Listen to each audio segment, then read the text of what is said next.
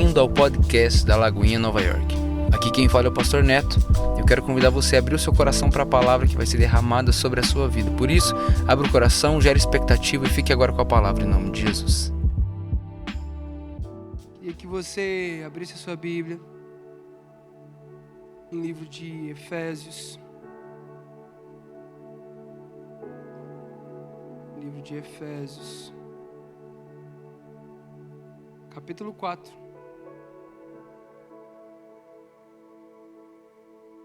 Efésios, capítulo 4. Palavra do Senhor Jesus para nós nessa manhã, em Efésios, capítulo 4. A partir do verso 1, a palavra fala o seguinte: como prisioneiro no Senhor, rogo-lhes que vivam de maneira digna da vocação que receberam. Sejam completamente humildes e dóceis, e sejam pacientes, suportando uns aos outros com amor. Façam todo o esforço, fala comigo, todo o esforço. Esse aí foi sem esforço nenhum, agora fala com todo esforço. Isso, agora foi com esforço. Façam todo esforço para conservar a unidade do Espírito, pelo vínculo da paz. Há um só corpo e um só Espírito, assim como há esperança para a qual vocês foram chamados, é uma só. Um só Deus, uma só fé, um só batismo. Um só Deus e Pai de todos, que é sobre todos, por meio de todos e em todos. Amém? Feche seus olhos, vamos orar nessa manhã. Obrigado, Jesus, pela Tua palavra. Obrigado por tudo aquilo que o Senhor quer derramar aos nossos corações. Pai, eu coloco a minha vida à Sua disposição nessa manhã, Espírito Santo. Usa a minha boca, que cada palavra liberada possa ser como semente derramada em terra boa, que possa frutificar, Senhor, e multiplicar a 30, 60, 100 por um. Essa é a minha oração nessa manhã, em nome de Jesus. Se você quer, diz amém. Amém, amém. Quando eu estava perguntando ao Espírito Santo o que nós deveríamos compartilhar nessa manhã, esse texto foi muito claro ao meu coração, Efésios capítulo 4. Não sei se você já leu o livro de Efésios, mas o livro de Efésios, assim como muitas partes do Novo Testamento, são cartas do apóstolo Paulo para uma igreja. E não é diferente. Paulo manda uma carta à igreja de Éfeso. E eu não sei se você sabe, mas a igreja de Éfeso é a mesma igreja de Éfeso que é tratada no livro de Apocalipse, capítulo 2. Só que quando a gente olha para esse texto, Paulo, assim como João, Paulo, ele não vai confrontar, diferente das cartas de Apocalipse, diferente das cartas de Paulo, Paulo não vai confrontar a igreja pela doutrina que ela está vivendo. Muito pelo contrário, ela fala assim, cara, eu não tenho nada para falar da doutrina que vocês vivem, do conhecimento da lei que vocês têm, do conhecimento daquilo, mas a maneira a qual vocês têm vivido. Tem alguém comigo nessa manhã? Então hoje eu quero falar com você, e o tema da minha mensagem é: antes era assim, agora não é mais. Vou falar de novo para você, fala comigo. Antes era assim, agora não é mais. Olha para a pessoa que está do seu lado e fala assim: antes era assim, agora não é mais. Porque é incrível como o apóstolo Paulo, ele vive essa realidade. Paulo, ele era um judeu com muito conhecimento da lei, com muita revelação da graça dada por Deus, através das escrituras sagradas, por meio dos profetas, por meio do Antigo Testamento, por meio de tudo aquilo que Paulo tinha como conhecimento. Mas Atos capítulo 9, fala para mim e para você que Paulo tem um encontro com Jesus. Fala comigo, um encontro com Jesus. Ah, irmão, fala com vontade. Se você já teve encontro com Jesus, fala assim, um encontro com Jesus. Se você não teve, você vai ter nessa manhã, aleluia. Você também que está na internet, hoje Jesus te encontra, meu filho. É hoje o dia. Um encontro com Jesus. E assim como o apóstolo Paulo, muitos da igreja de Éfeso, os efésios, viviam uma maneira de viver, assim como nós, amém, gente? A gente vive nas nossas prioridades, da nossa mania, do nosso jeito, com as coisas que nós devemos e achamos que são certas, mas quando nós temos um verdadeiro encontro com Jesus, as coisas não podem ser mais as mesmas. Quando nós temos um real encontro com Jesus, as coisas mudam de lugar. Posso ouvir um amém aqui? Quando nós temos um encontro com Jesus, realidades são transformadas. Espírito Santo transforma realidades de morte em vida, realidades de doença em cura, realidades de enfermidades em plenitude de vida. Porque quando nós olhamos para essa carta de Efésios, Paulo ele fala assim, gente, vocês até tinham conhecimento, vocês até tinham uma revelação, vocês zelam tanto pelas Escrituras, vocês zelam tanto por isso, mas sabe, existe um novo de Deus para ser derramado, existe uma maneira nova de ser usado, existe uma nova história para ser vivida, existe uma realidade nova para ser vivida. Eu não sei você, irmão, mas eu quero viver o novo de Deus nesses próximos dias. Sabe, é claro e evidente, e eu tenho falado muito isso depois que nós viramos um ano de igreja. Já deu para experimentar, agora a gente vai viver. Olha para a pessoa que está do lado e fala assim, já deu para a gente experimentar. Já deu, chega de experimentar, agora a gente vai viver. Parece que nesse exato momento, esse é o confronto claro de Jesus através do apóstolo Paulo, do Espírito Santo através do apóstolo Paulo, para dizer para a igreja de Éfeso, ei, chega de experimentar, vocês já experimentaram, já deu para ver, agora está na hora de vocês começarem a viver o novo. Gente, eu sinto muito forte nesses próximos dias, né? Nós vivemos algo novo do Espírito Santo, algo que eu falo, começando pela minha casa, algo que eu nunca vivi, eu quero viver a coisa que eu nunca vivi, experiências que eu nunca vivi, níveis de intimidade com Deus como eu nunca vivi, eu não sei você, irmão, mas eu quero ser tocado pelo Espírito Santo nesses próximos dias. E quando isso começa a queimar o nosso coração, a gente vai ver um pouquinho mais para frente, que o apóstolo Paulo também fala a essa igreja, mas é literalmente assim, ei, para viver o novo, você tem que deixar o velho. Vou falar de novo para você, que não ouviu um amém, talvez o pessoal não entendeu muito, né, Felipe? Minha voz está voltando ainda, amém, gente? Aleluia. Continua orando pelo pastor, está melhorando.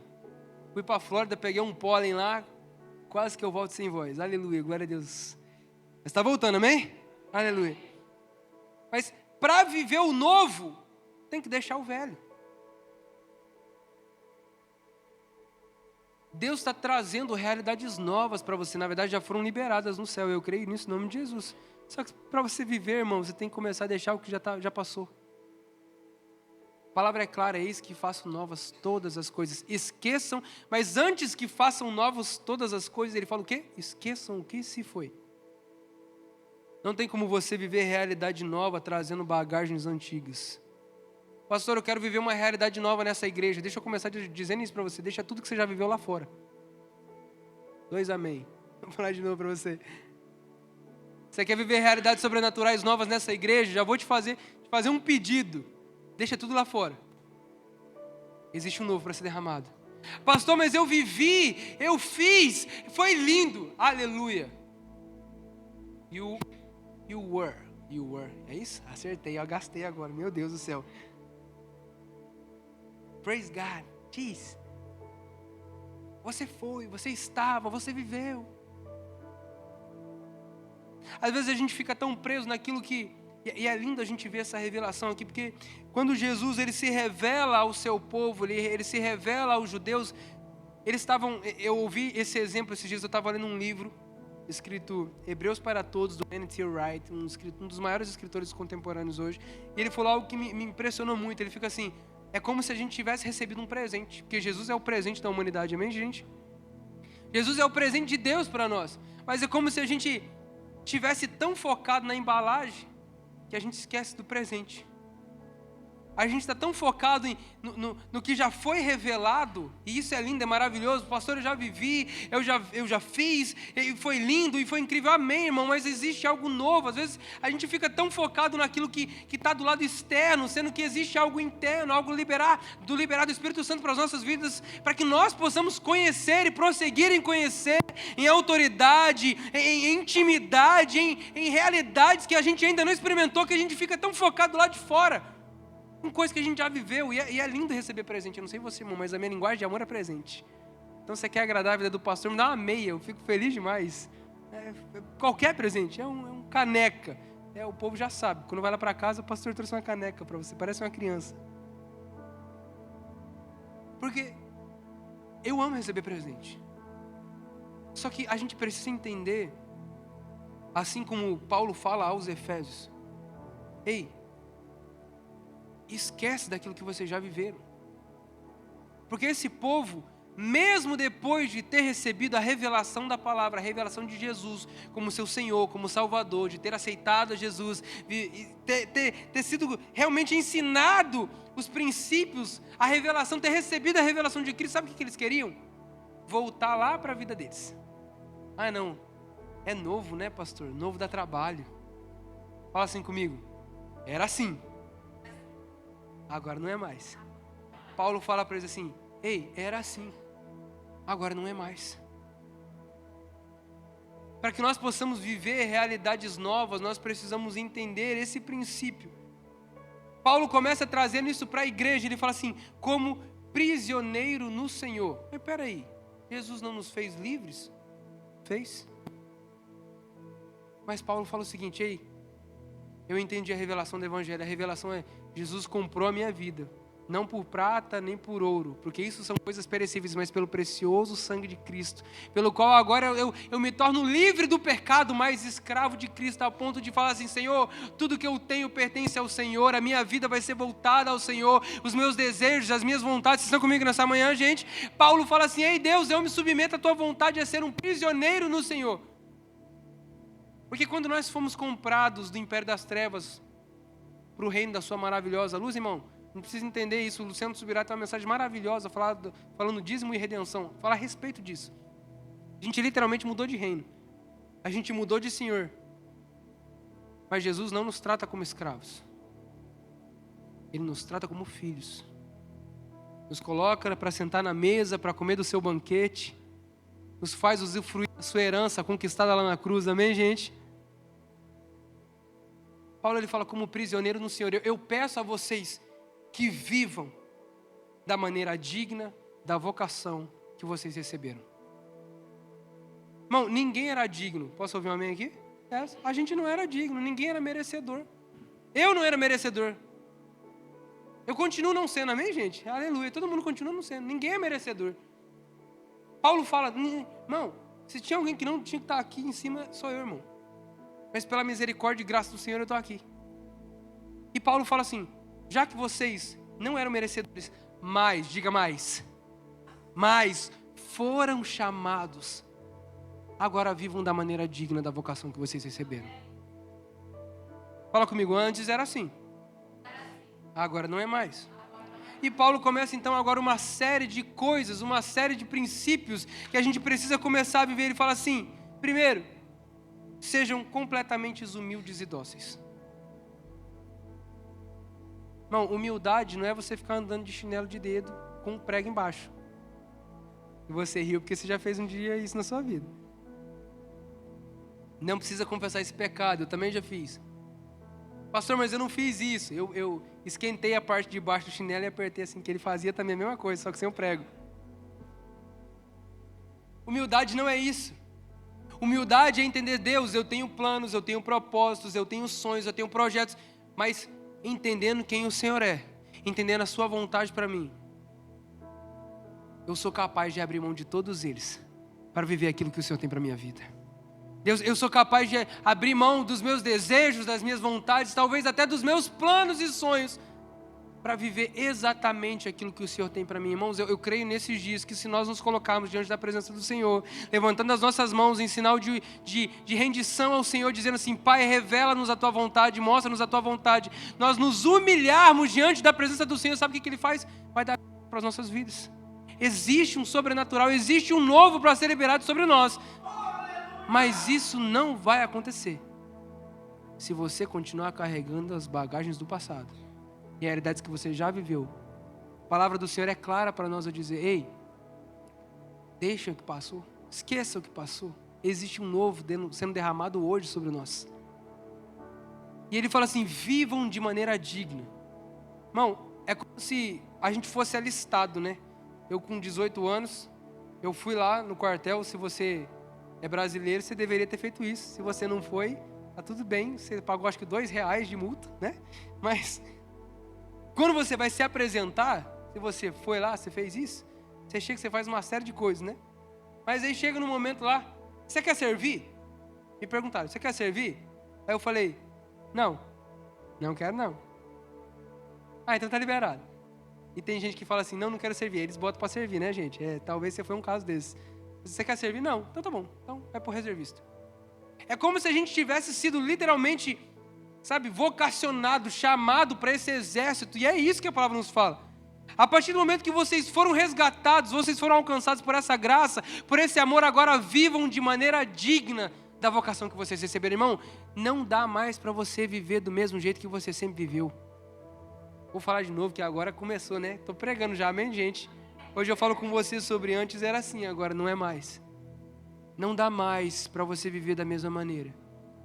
Isso aqui é para alguém nessa manhã, Jesus está falando aqui. Já deu para você viver do jeito que você vivia. Agora não dá mais. Viva da maneira que eu te chamei para ser. Viva da maneira que eu te chamei para viver. Comece a fazer coisas que eu te chamei para fazer. Pare de fazer coisas que Jesus nunca mandou você fazer, irmão. Pare de estar em lugares que Jesus nunca mandou você estar. Pare de ter amizades que Deus nunca mandou você ter. Ele fala assim, ei, já que vocês foram chamados, agora vivam de maneira digna da vocação que receberam. E ele fala, sejam humildes, aleluia, dóceis. Para você que é mais aí irritadinho, aleluia. Façam todo o esforço para conservar a unidade do Espírito pelo vínculo da paz. Há um só Deus, um só Espírito, que é Pai de todos e em todos e sobre todos. Irmãos, existe uma realidade que a gente precisa entender e eu creio que a nossa igreja já está vivendo e vai viver ainda mais esses próximos dias. Todos nós, diga, todos nós, estamos submetidos a Deus. Todos. Começando por mim, irmão. Então, por isso que quando a gente fala assim, irmão, a gente vai fazer uma parada muito louca na Times Square. Não é o pastor que está falando. É Deus trazendo direcionamento. Quando a gente entende que os nossos GCs, tem alguém dos nossos GCs aí? Levanta a mão, faz barulho aí.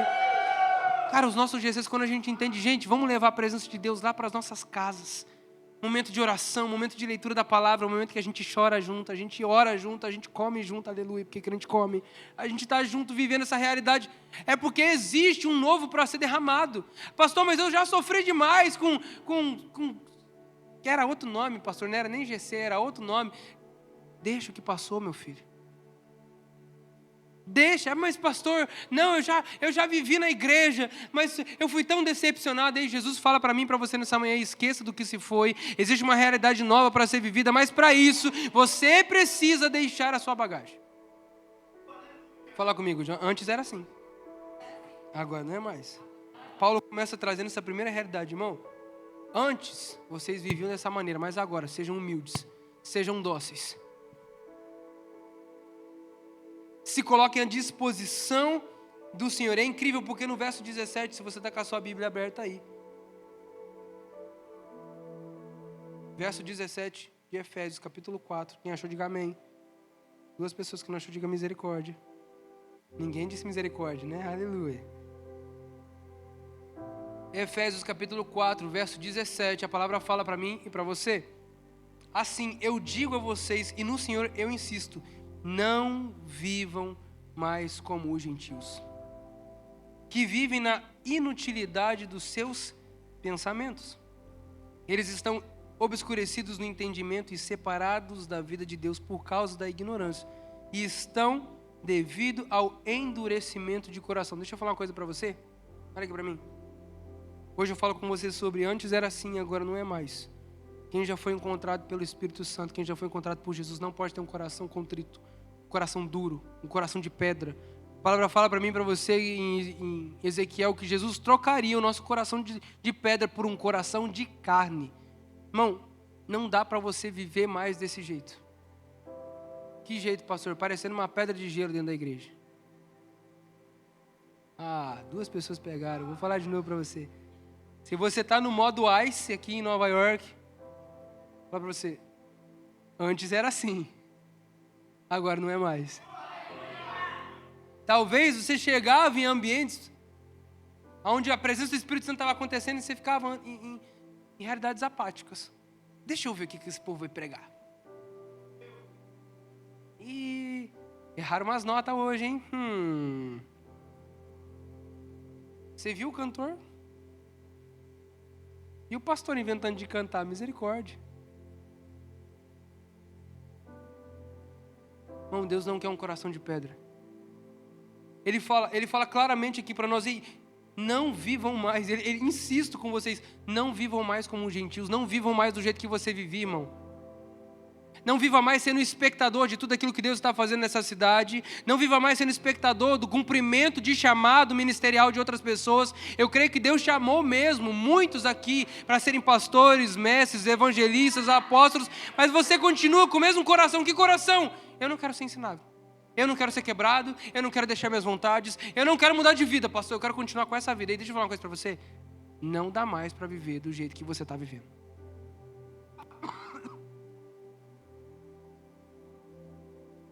Não dá mais. Eu sinto muito forte do Espírito Santo. Eu tenho falado isso para a Sam. Nós precisamos viver essa ativação. Fala comigo, ativação. Eu nunca fui bom de química, gente. Nunca. Eu odiava a química na escola. Se você é professor de química, me desculpa. Bom? Mas eu nunca aprendi. Mas uma coisa em química eu aprendi. Para você ter uma reação química, você precisava de duas coisas: o agente e o reagente. Vocês estão comigo aqui? Você entende que o agente ele já tem tudo que ele precisa para fazer o negócio acontecer? Não depende do agente.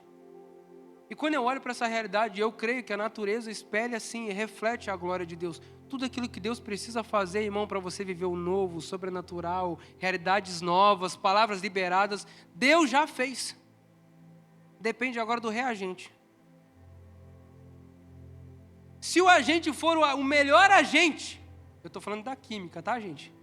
O melhor agente, e é colocado num reagente que não tem nenhum tipo de reação, sabe o que acontece? Nada.